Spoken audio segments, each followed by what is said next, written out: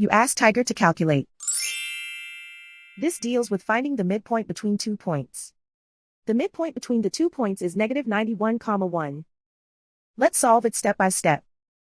Plot the 2 points and calculate the midpoint using the formula. The coordinates of point 1 are x1 equals -89, y1 equals 11. The coordinates of point 2 are x2 equals -93, y2 equals -9. PM represents the midpoint of the 2 points.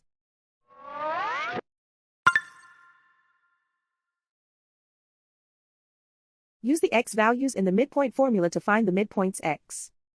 x1 equals -89. x2 equals -93. Simplify the arithmetic.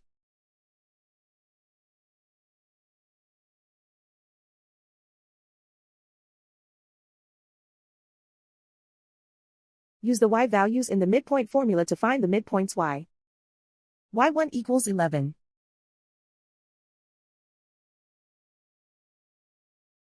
y2 equals -9.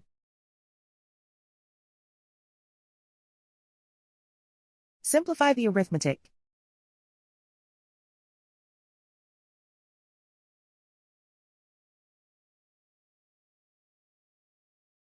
And so, the midpoint is -91,1.